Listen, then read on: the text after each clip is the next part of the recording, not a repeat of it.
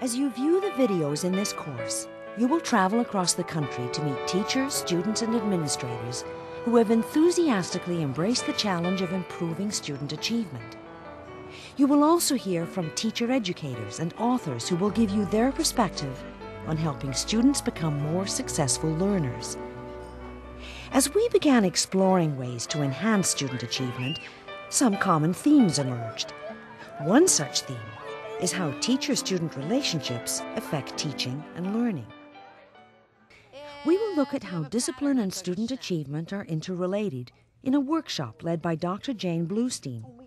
Here, Dr. Bluestein describes a situation that could easily have escalated into a discipline problem, but instead became a significant learning experience for one of her students, and for her. I'm teaching spelling. Now, granted, it wasn't my most creative lesson, write the words 5 times each. It was in the book, okay?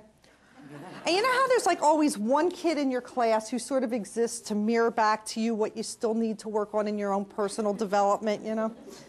Okay, this kid's name was Donald. Donald comes up. After a few minutes, he puts the paper on my desk. He says, "This is stupid." Now, here's a great excuse to have a fight with a kid, isn't it?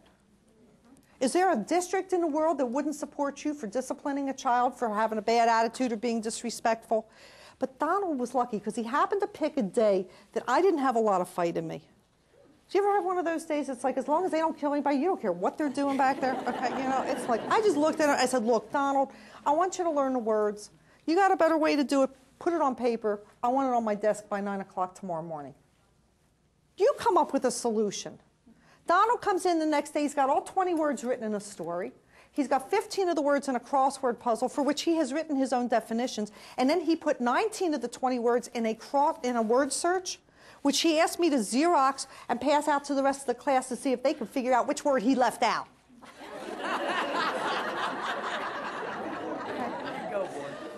And I'm thinking, ask some kids to do 5 times each. Oh. So spelling in my room got to be. You could still write the words 5 times each. And you know what? A lot of my kids still selected that because that met their personal learning style needs. Some of my kids learn better that way. But simply by having we had 10 things. You could write definitions. You could write a story. You're required to do 3 a week for your seat work. Most of my kids were handing in 5 and 6. Why? Because their need for power was being met. Did it cost me anything? No.